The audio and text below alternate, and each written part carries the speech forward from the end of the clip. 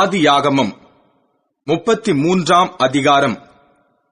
யாக்கோபு தன் கண்களை ஏறெடுத்து, இதோ ஏசாவும் அவனோடே கூட 400 மனிதரும் வருகிறதைக் கண்டு, பிள்ளைகளை லேயாளிடத்திலும் ராகேலிடத்திலும் 2 பணிவிடைக்காரிகளிடத்திலும் வெவ்வேறாக பிரித்து வைத்து, பணிவிடைக்காரிகளையும் அவர்கள் பிள்ளைகளையும் முதலிலும், லேயாளையும் அவள் பிள்ளைகளையும் இடையிலும், ராகேலையும் யோசேப்பையும் கடையிலும் நிறுத்தி, தான் அவர்களுக்கு முன்னாக நடந்து போய் 7 விசை தரை மட்டும் குனிந்து வணங்கி தன் சகோதரன் கிட்டச் சேர்ந்தான். அப்பொழுது ஏசா எதிர்கொண்டு ஓடி வந்து அவனை தழுவி அவன் கழுத்தை கட்டிக்கொண்டு அவனை முத்தஞ்செய்தான். இருவரும் அழுதார்கள்.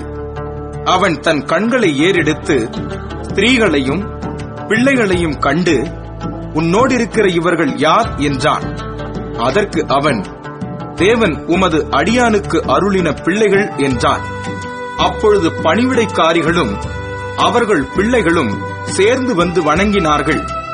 லேயாளும் அவள் பிள்ளைகளும் சேர்ந்து வந்து வணங்கினார்கள். பின்பு யோசேப்பும் ராகேலும் சேர்ந்து வந்து வணங்கினார்கள். அப்பொழுது அவன், எனக்கு எதிர்கொண்டு வந்த அந்த மந்தையெல்லாம் என்னத்திற்கு என்றான். அதற்கு அவன், என் ஆண்டவனுடைய கண்களில் எனக்கு தயவு கிடைக்கிறதற்கு என்றான். அதற்கு ஏசா, என் சகோதரனே, எனக்கு போதுமானது உண்டு, உன்னுடையது உனக்கு இருக்கட்டும் என்றான். அதற்கு யாக்கோபு, அப்படியல்ல, உம்முடைய கண்களில் எனக்கு தயவு கிடைத்ததேயானால் என் வெகுமதியை என் கையிலிருந்து ஏற்றுக்கொள்ளும். நீர் என் மேல் பிரியமானீர். நான் உம்முடைய முகத்தைக் கண்டது தேவனுடைய முகத்தைக் கண்டது போல இருக்கிறது. தேவன் எனக்கு அனுக்கிரகம் செய்திருக்கிறார். வேண்டியதெல்லாம் எனக்கு உண்டு. ஆகையால் உமக்கு கொண்டு வரப்பட்ட என் காணிக்கையை ஏற்றுக்கொள்ளும் என்று சொல்லி அவனை வருந்தி கேட்டுக்கொண்டான். அப்பொழுது அவன் அதை ஏற்றுக்கொண்டான்.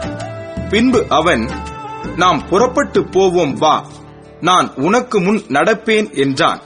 அதற்கு அவன், பிள்ளைகள் இளம் பிள்ளைகள் என்றும் கறவையான ஆடு மாடுகள் என்னிடத்தில் இருக்கிறது என்றும் என் ஆண்டவனுக்கு தெரியும். அவைகளை ஒரு நாளாவது துரிதமாய் ஓட்டினால் மந்தையெல்லாம் மாண்டு போம்.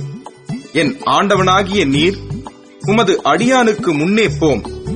நான் சேயீருக்கு என் ஆண்டவனிடத்தில் வருமளவும் எனக்கு முன் நடக்கிற மந்தைகளின் கால்நடைக்கும் பிள்ளைகளின் கால்நடைக்கும் தக்கதாக மெதுவாய் அவைகளை நடத்தி கொண்டு வருகிறேன் என்றான்.